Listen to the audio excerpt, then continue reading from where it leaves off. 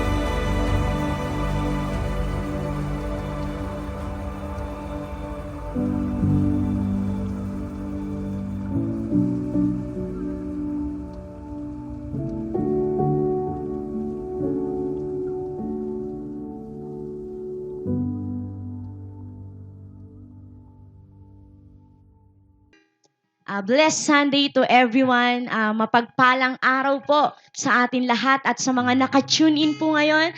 We are so happy and we are so glad po na makasama po namin kayo na nagpupuri po ngayong araw na ito. Amen po ba? And ngayon po tayo po ay magpupuri. Inaanyayahan ko po kayo na kung gusto nyo pong tumayo, kung gusto nyo pong pumalakpak at makisabay po sa ating pagpupuri ng Panginoon, you are freely to do it po. And ngayon po pwede po ba natin na sa mga oras na ito, hayaan lang po natin na damhin ang presensya ng Panginoon sa ating tahanan kung nasaan po man tayo. And today, pwede po ba tayong pumikit at anyayahan po natin ang banal na spirito at ang presensya ng Panginoon sa ating mga buhay. Let us welcome the presence of the Lord. Hallelujah. Oh yes, God. Oh, we worship your name, Panginoon, Lord God. We adore you. Panginoon, Lord, maraming salamat sa mga oras na ito, Panginoon, na muli, Panginoon, ay nagkakatipon kami, magkakasama kami, Panginoon, na nagpupuri sa iyo, Panginoon. And Lord, we pray, Panginoon, Lord God, today, Panginoon, Lord God, sa paglapit namin sa iyo, marami kang matatransform na buhay, marami kang papagalingin, Panginoon, Lord God. Lord, you are worthy to be praised, Panginoon, Lord God. And Lord, we will enjoy your presence. Oh, let the Holy Spirit, Lord, patuloy na mag-fill sa aming mga buhay, sa aming mga tahanan. Hallelujah. Oh, yes, Lord. Yes, Lord. Lord, we are so excited. Panginoon, Lord God, kahit na nasa tahanan kami, hindi po kami mahihiyang tumalon, pumalakpak, sumigaw, sumayaw para sa iyo, Panginoon. And today, Lord, salamat dahil sasamahan mo kami, Panginoon. And this time po, pwede po ba natin ipalakpak ang ating mga kamay? Pwede po ba natin kalabitin yung katabi natin na tayo pong lahat ay magsasaya sa ating pong pagpupuri ng Panginoon? Hallelujah! Are you ready to praise the Lord? Amen po ba? Hallelujah! Everybody clap your hands. Oh, we praise the Lord. Hallelujah.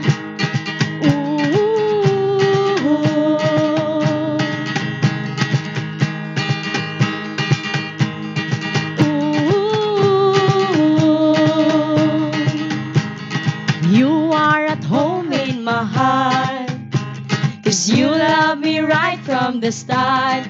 I was refusing, your love kept pursuing.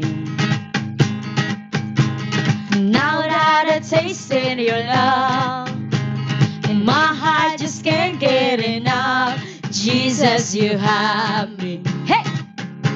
You have me completely. Is your love in my heart running over every day of my life? I'll draw closer. Come on, church, let us worship the Lord. Such a perfect love. Oh, you lift me higher, higher, lighting up my way. Everything is brighter, brighter with you. Everything is better, so much better with you. I am right where I belong in this perfect love. Hey! Oh, we praise the Lord. No matter what I go through, 'cause I keep my eyes fixed on you. Jesus, you're faithful, and you were able. It's your love in my heart running over every day of my life. I'll draw closer. Such a perfect love. Oh, you lift me higher, higher, lighting up my way. Everything is brighter, brighter with you. Everything is better, so much better with you. I am right where I belong. Now every part of my heart is now open. Make your home in my heart. You are welcome. Oh yeah, hallelujah.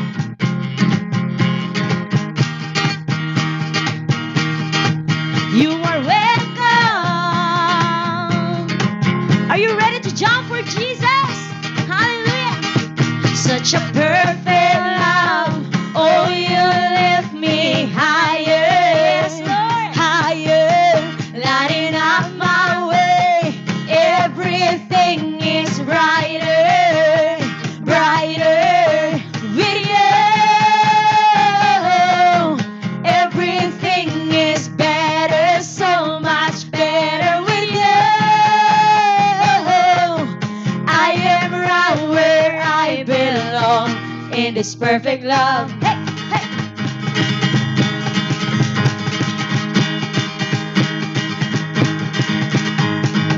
Hallelujah! We praise you, Lord! Hallelujah! And sino po dito yung mga nag-enjoy po, no? Nakakamiss po na pumalakpak at tumalon po sa presensya ng Panginoon. And before we go to worship po, meron lang po akong gustong i-share po sa inyo sa Book of Psalms 25, chapter 1, verse 2 po, no? Sabi po dito, O Lord, I give my life to you. I trust in you, my God. Do not let me disgrace or let my enemies rejoice in my defeat. Amen po ba? Sa pagkakataon po natin ngayon, alam ko po na nakakaranas tayo ngayon ng mga crisis sa buhay natin. Pero sa mga oras na po na ito, gusto po ng Panginoon na ibigay natin yung buhay natin kay Lord. Pwede po ba natin na ibigay yung sandaling oras na to sa pagpupuri natin sa Kanya? Amen po ba? And I encourage you to worship the Lord. Amen. Hallelujah. And we need to give our heart, our life to the Lord right now. Hallelujah. Yes, Lord, we worship your name. Lord, we are here. Panginoon, Lord God, na nandirito kami na ibibigay ang aming buhay para sa iyo, Panginoon, Lord God. Lord, gusto ka namin purihin sa aming mga buhay, Panginoon.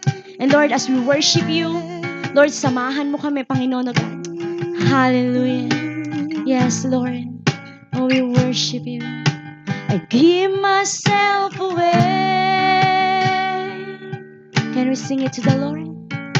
I give myself away so you can use me. I give myself away.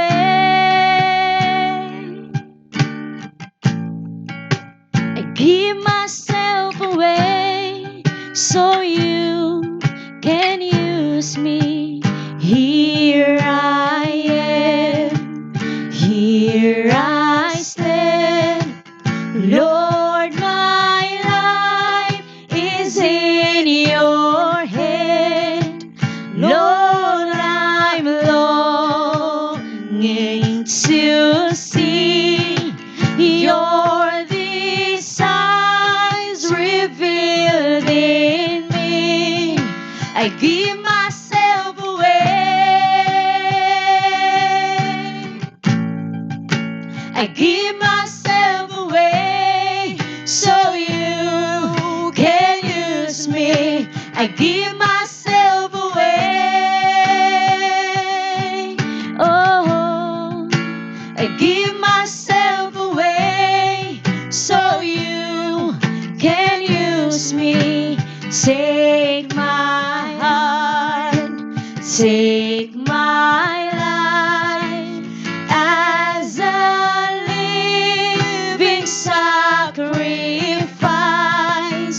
All my dreams, all my plans, Lord, I place them in your hands. I give myself away.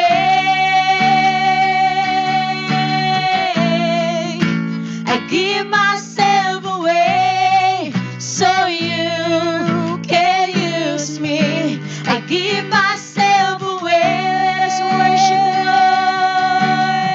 Hallelujah. I give myself away so you can use me. I give myself away.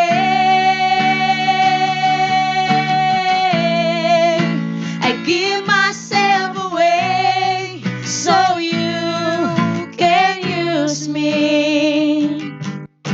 My life is not my own. To you I belong. I give myself to you. My life is not my own. To you I belong. I give myself to you. My life is not my own. To you I belong. I give myself to you. My life is not my own. To you I belong. I give myself to you. I give myself away. I give myself away so you can use me. I give myself away. Worship the Lord. I give myself away so you can use me. I give myself away.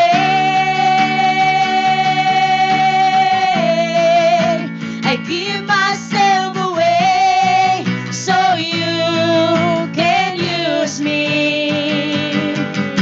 My life is not my own. To you I belong. I give myself to you.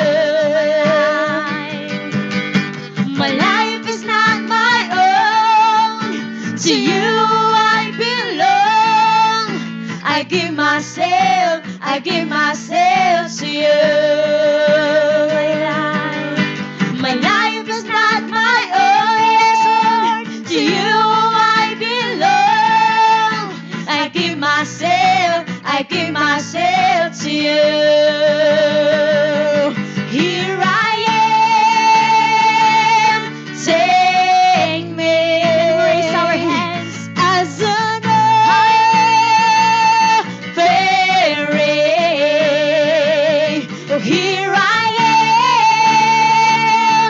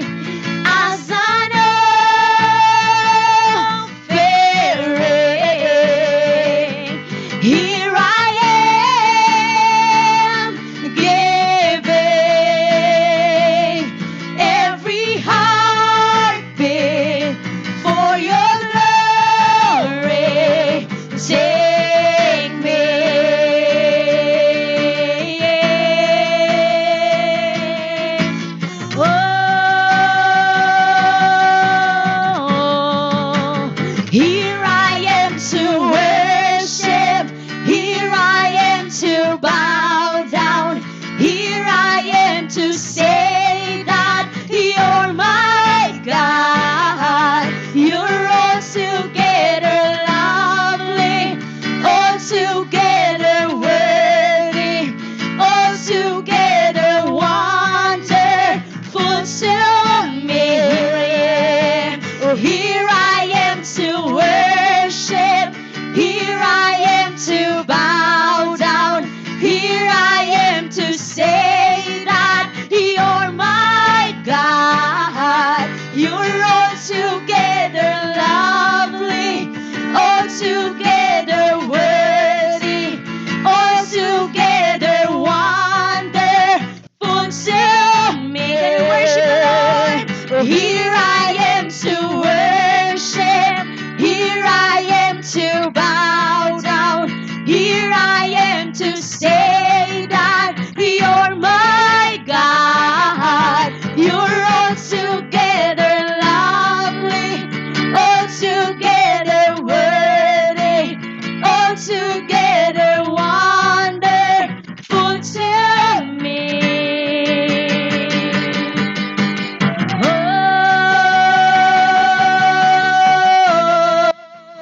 Oh, fill this place, oh God. Fill this place with your presence, oh Lord. Hallelujah. Whoa, just worship the Lord. Hallelujah. Whoa, yes, Lord. Yes, God. Oh, we exalt your name. Oh, we worship your name. We adore you, God. Hallelujah. Yes, God. Thank you for your touch, Lord. Thank you for your love. And you are worthy to be praised. Lord, you deserve our praises and our worship today, O God. And Lord, salamat sa napakasarap na presensya mo, Panginoon. Na tunay na kahit kami ay mga nasa kanya-kanya naming mga tahanan, Lord, patuloy yung pagmamahal mo. Patuloy, Panginoon, na pinaparanas mo ang iyong presensya sa buhay namin. Kaya Lord, ikaw po ang ma-honor, ikaw po ang mag-glorify sa araw na ito at sa pagpupuri po namin sa iyo. Maraming salamat, Lord, and all the glory and honor belongs to you, God. In Jesus' name we pray. Amen. Hallelujah. No, alam ko po na sobrang na-lift up po tayo sa ating pong pagpi-praise and worship kay Lord. And ngayon po no, i-ready po natin no ang ating mga book note, yung ballpen po natin, no, yung Bible po natin. Nang sa ganun po habang tayo po ay makikinig ng salita ng Panginoon, ay ma-take down po natin yung mga salita ng nais ng Panginoon sa atin. And ayun po no, tayo po ay mag-enjoy. No, sama po natin yung mga pamilya natin na makinig po ng salita ng Panginoon. And salamat po and patuloy po tayong makikinig no at magpupuri pa sa Panginoon. We thank you no and salamat sa buhay niyo. God bless you all po.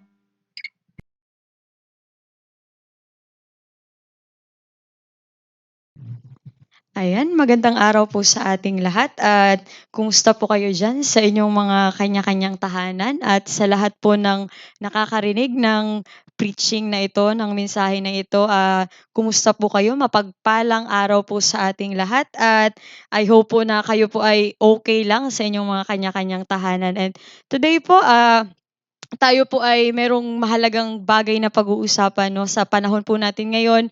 I do believe that it is very helpful sa sitwasyon po natin ngayon na paano tayo turuan ng Panginoon. But before we start, bago po tayo pumunta sa ating pag-uusapan, can we just all bow down our heads? Kung kayo po ay nasa inyong tahanan, can we just bow down our heads and let us pray? Hallelujah.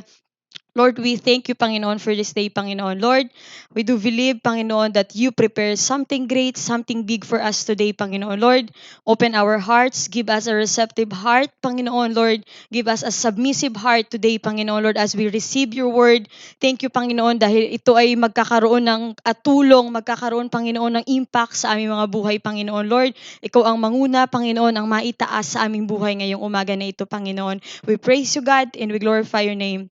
In Jesus' name we pray. Amen, amen. Ayan po, kung kayo po ay ready na para makarinig ng salita ng Panginoon, you can type amen or you can type hallelujah if you are ready to receive the word of the Lord this morning. Ayan po, today po ang ating pag-uusapan is we're going to talk about confidence in the midst of crisis. So tayo po ay mayroong crisis na kinakaharap. Ito pong coronavirus na ating kinakaharap po sa ating sitwasyon, sa ating panahon ngayon. No, hindi lang sa Pilipinas, maging sa buong mundo, we have this COVID-19. Ito yung crisis na kinakaharap ng bawat isa. So, sa Bible po, meron pong story sa Second Chronicles po. No? Sa Second Chronicles chapter 20, yung buong chapter 20, this is the story about Jehoshaphat, yung story ni Jehoshaphat. No? It shows us how to have confidence during crisis, not confidence in ourselves, but confidence to the Lord.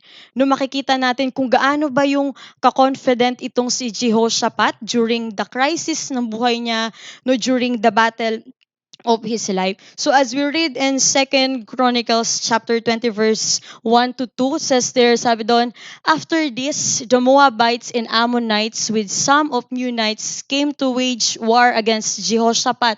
Some people came and told Jehoshaphat, a vast army is coming against you from Edom, from the other side of the Dead Sea. It is already in Hazezon Tamar. So si Jehoshaphat, nung isang araw, si Jehoshaphat ay nakareceive ng mensahe na galing sa kanyang mga tauhan o sa kanyang servant. No, sabi niya, King Jehoshaphat, merong nanghahamon ng gera, may battle, may crisis na parating sa ating lugar. So sa buhay po natin ngayon, no, maybe we have this crisis. Hindi lang itong coronavirus, but siguro meron tayong mga crisis sa ating pamilya, no? Crisis financially, yung ating spiritual life, yung ating emotional life. No, we have this crisis. At no, titignan, no, as we study the life of Jehoshaphat, no, at titignan natin na what are we going to do when crisis come? Ano ba yung dapat gawin ng isang anak ng Panginoon?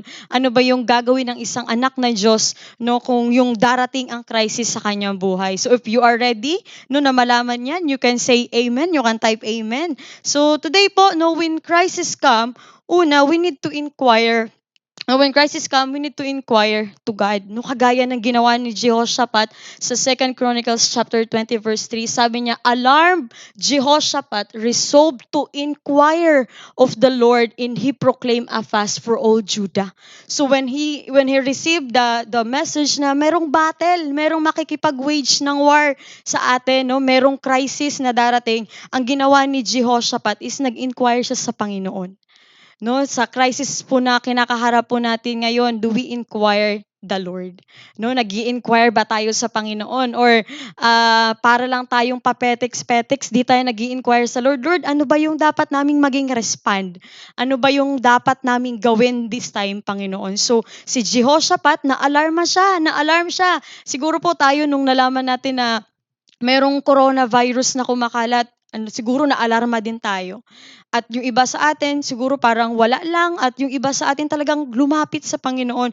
We inquire to God. And so when crisis comes, number 2, sabi dito, when crisis come, we need to ask guidance for the Lord.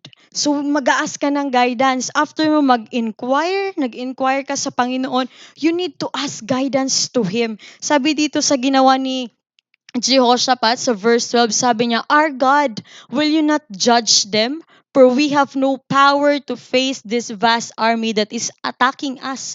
We do not know what to do, but our eyes are on you. No, si Jehoshaphat nag-inquire sa Lord. Talagang pumunta sa Panginoon, nagtanong, nag-inquire, at next na ginawa niya is yung nag-ask siya ng guidance sa Panginoon. No, do we ask guidance to our Lord in times of crisis in our life? No, in times of battle sa ating mga buhay, nag-ask ba tayo ng guidance sa ating Panginoon, o we rely on our own? Nagre-rely lang ba tayo sa ating mga sarili, no, if we experience crisis in our life? And last, ang ginawa ni Jehoshaphat, no, when crisis come or yung ating mga battle sa buhay, we need to follow instructions. So magpa-follow ka sa instructions ng Panginoon. Kung you inquire, you ask guidance. So mahalaga na kung ano yung binibigay ng Panginoon sa iyo, kailangan mong sundin. no, nag-ask ka, nag-inquire ka, you ask guidance sa Panginoon. So you need to follow His instructions. So mamaya po makikita natin kung ano ba yung ginawa ni Jehoshaphat. No, paano ba siya sumunod? Paano ba siya nag-respond dun sa battle, dun sa crisis na paparating sa buhay niya. So, ready na po ba kayo na malaman kung ano ang ginawa ni Jehoshaphat? No, if you are ready, you can say amen po dyan sa inyong mga tahanan at sa inyong mga kinaroroonan right now. So, what Jehoshaphat did. So, no, kung bakit, ano ba yung ginawa ni Jehoshaphat? Kung bakit ganun na lang siya ka-confident sa Panginoon?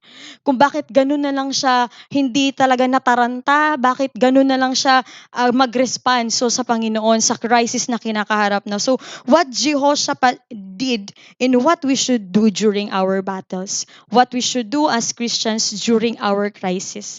No, bilang anak ng Panginoon, ano ba yung gagawin mo? Paano ka ba magre-respond sa crisis na kinakaharap natin nito? Magpa-panic buying ka ba ng alcohol? Magpa-panic buying ka ba ng pagkain, no? Matataranta ka ba mamili? So, tayo ngayon, no, how are we going to respond? At makikita natin yung ginawa ni King Jehoshaphat kung paano ba siya nag-respond. No, yung iba sa atin nung na-receive natin yung balita na merong crisis, talagang tayo ay natataranta, tayo ay naaalarma kung ano ba yung ating mga gagawin, hanggang bandang huli hindi na natin alam yung ating ire-respond. So, and I do believe ngayong araw na ito, malalaman natin at matututo tayo sa buhay ni King Jehoshaphat, no, how he responds during his crisis or during his battle. So, ready na po ba kayo? So, sabi dito, what Jehoshaphat did, number 1 is yung tinatawag po na prayer and fasting. No, nag-pray siya, nag-fasting siya, ang ginawa ni Jehoshaphat. Sabi po sa verse 3 to 4, sabi dito, Jehoshaphat was terrified. No, kagaya po natin, we are terrified na kumakalat yung virus, merong crisis, we are terrified, no? Jehoshaphat was terrified by this news and begged the Lord for guidance. He also ordered everyone in Judah to begin fasting. The people of Judah came together to seek help from the Lord. Indeed, they came from every town in Judah to seek Him. So si King Jehoshaphat, nung narinig niya yung news, no, na-receive niya yung mensahe na galing sa kanyang tauhan or sa kanyang mga kasamahan doon na King Jehoshaphat, merong crisis, merong battle. Ang ginawa ni King Jehoshaphat, ginather niya yung mga tao niya. No, he gathered his people at nagdeklara siya ng fasting. No, at sinabi doon, the people of Judah came together to seek help. They pray, they ask for help, they ask for guidance sa Panginoon. So during our time right now, sa sitwasyon po natin ngayon, no, mahalaga po na nandun tayo nagsusumiksik sa Panginoon sa ating pananalangin. No, always remember po na yung ating prayer, it is our weapon. Weapon po natin, ito po ay sandata natin sa kahit anong battle, sa kahit anong crisis na darating po sa buhay natin. So, naniniwala po ako na ang mga Kristiyano po ay talagang pulido kung manalangin sa Panginoon. So, when we have crisis po na hindi lang ito yung virus na kinakaharap natin ngayon, maybe sa sarili natin, sa pamilya natin, sa ating paglilingkod sa Panginoon, we experience that spiritual crisis, no, yung financial crisis, yung emotional crisis, no, yung mga crisis sa buhay natin. I hope po na kung na-experience natin to, tayo po ay pulido sa pananalangin. We ask for guidance, we seek the Lord, no? Si Jehoshaphat nagproklama, nag-ordered siya, nag-command siya na mag-fast ang buong Judah. No, lahat ng tao ay in-order niya doon. So sabi dito, we can be confident in a term or crisis if we let our great need drive us to prayer and faith in our God. No, dapat yung pangangailangan mo, you have crisis, you have a need. Yung may crisis ngayon, meron tayong mga pangangailangan. So we need to turn it into our prayer. No, dapat yung prayer natin sa Panginoon, it is very solid. No, nakagaya ng ginawa ni King Jehoshaphat. And next, sabi dito, no, what Jehoshaphat did, sabi dito, yung pangalawa is yung praise and worship. No, sabi dito sa verse 18 to 19, Jehoshaphat bowed down with his face to the ground, and all the people of Judah and Jerusalem fell down in worship before the Lord. Then some Levites from the Kohathites and Korahites stood up and praised the Lord, the God of Israel, with a very loud voice. No, sabi doon, so yung isa sa ginawa ni King Jehoshaphat is yung praise and worship. No, sabi doon, no, si Jehoshaphat, he bowed down to the Lord, no, in worship. So sa time po ba natin ngayon, sa ating crisis na kinakaharap natin ngayon, nag-worship pa rin po ba tayo sa Panginoon? Maybe sinasabi natin na sarado naman ang church, baka okay lang na wag nang mag-worship. No, baka sabihin natin na close naman ang church, bawal yung mga mass gathering, baka okay lang na kahit di tayo mag-worship. No, in times like this, sa crisis po na kinakaharap natin, nire-reveal po yung totoong mga worshiper ng Panginoon. No, ang totoong worshiper po ng Panginoon, hindi po kasi tayo namimili ng sitwasyon na dun lang tayo magpupuri sa Lord. If you are a true worshiper ng Panginoon, in pain, in battle, in crisis, you choose to worship the Lord. So si Jehoshaphat, sabi niya, Lord, we don't have power. Wala kaming kapangyarihan para matalo tong vast army na paparating. But ang ginawa ni King Jehoshaphat, he pray, nag-fasting sila, at yung ginawa niya, yung pinaka-weapon na ginawa niya, pangalawa, is yung nag-praise and worship sila. So sa buhay natin ngayon, kung meron tayong crisis na kinakaharap, meron tayong mga battles na kinakaharap, just turn it into worship. No, merong mga raming malalaking bagay ang nangyayari sa ating pagpupuri sa Panginoon. So sa next verse dito, sinabi dito sa verse 21, after consulting the people, Jehoshaphat appointed men to sing to the Lord and to praise Him for the splendor of His holiness as they went out at the head of the army, saying, give thanks to the Lord for His love endures forever. No, after na kinonsult niya yung mga tao, after niya ginather yung mga tao, no, nag-set siya ng mga tao dun sa harapan, no, to sing praises to the Lord. So ang ginawa nila ni Jehoshaphat, before the battle, nagpuri siya sa Panginoon.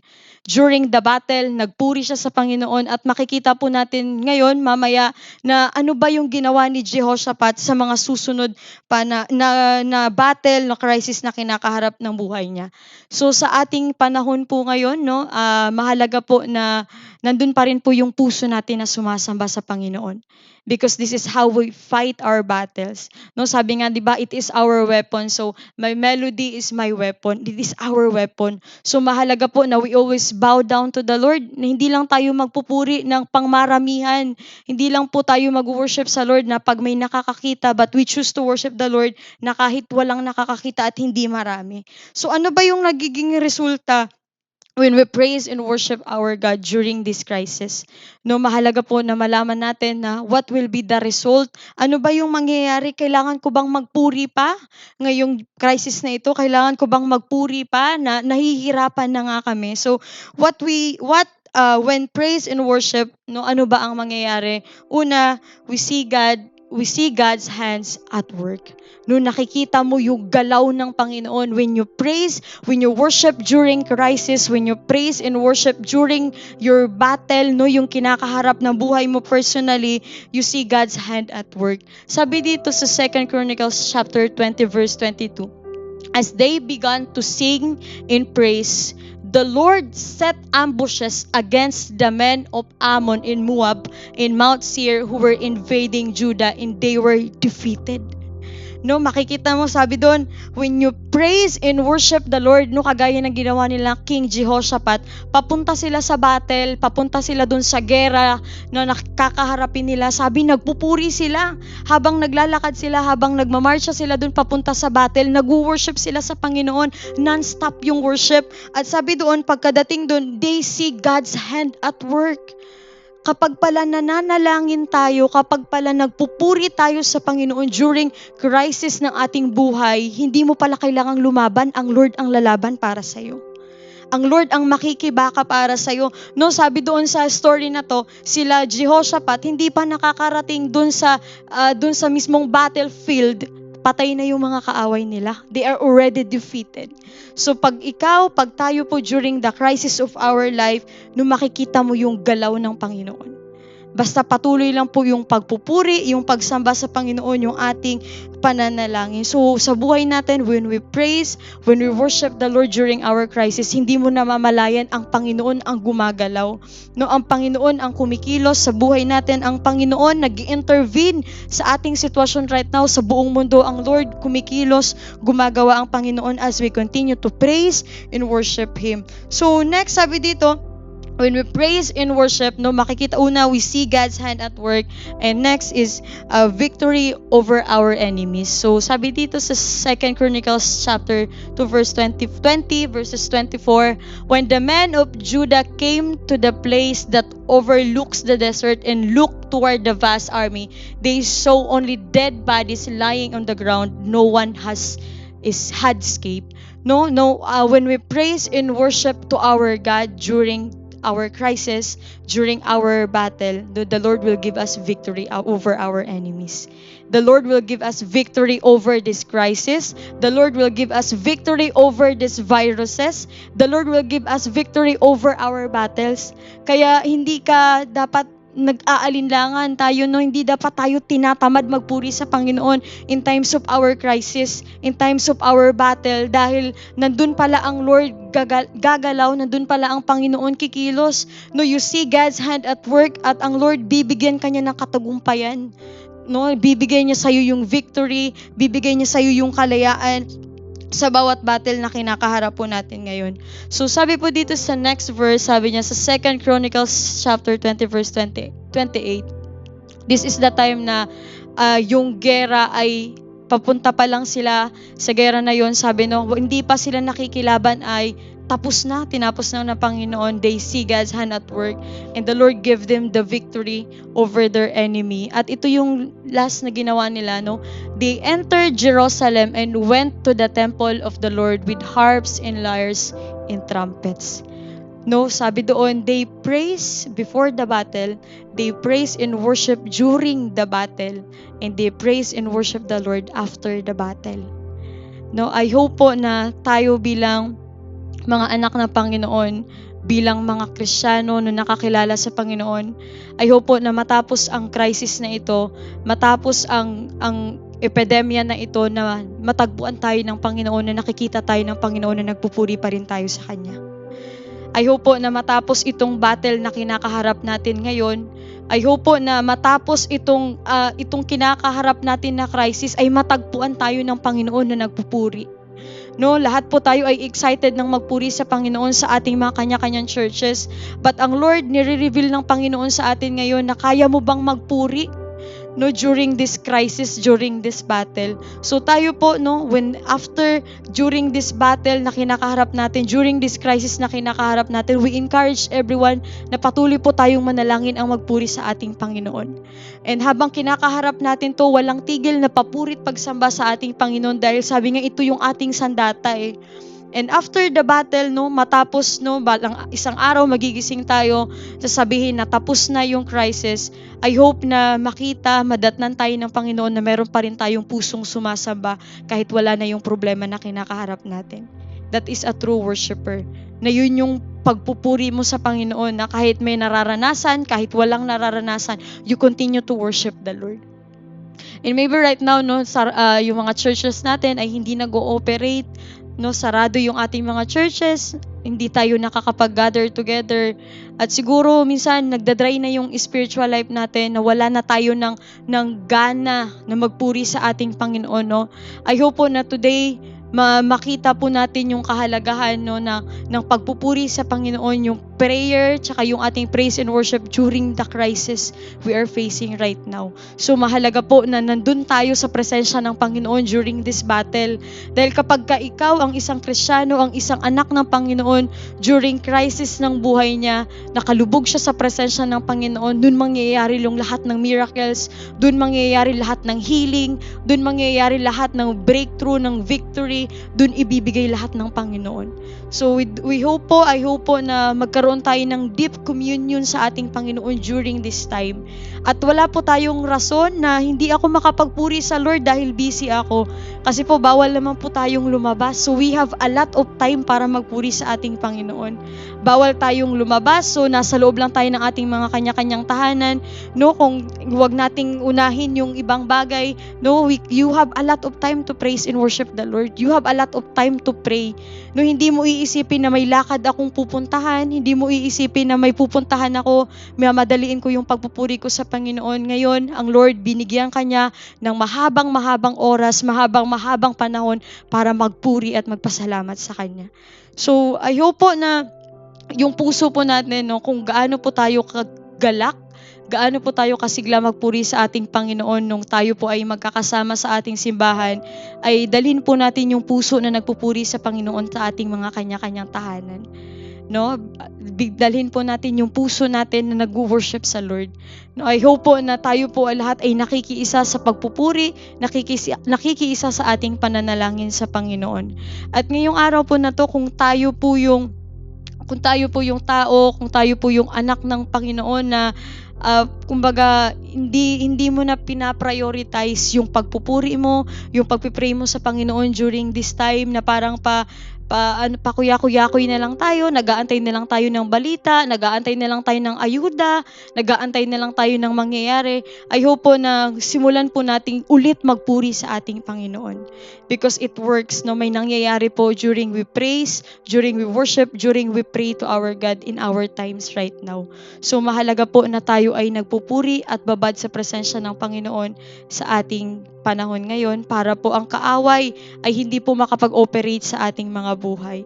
So kung tayo po ay yung ating puso ay parang hindi na ganun ka-excited dati na magpuri sa Panginoon. Ngayong umaga po na ito, I encourage po na tayo po ay lumapit ulit sa Panginoon. Tayo po ay dumulog ulit sa Panginoon. Tayo po ay bumalik sa Panginoon na ang puso po natin ay muli nating ilapit sa Panginoon. Let us worship, let us pray to our God during this time. No, bawal po yung tinatamad-tamad ngayong panahon na to dahil marami po ang nangangailangan ng panalangin. Kahit tayo po mismo, yung ating mga pamilya, no, kailangan po natin silang ipanalangin para sa Panginoon.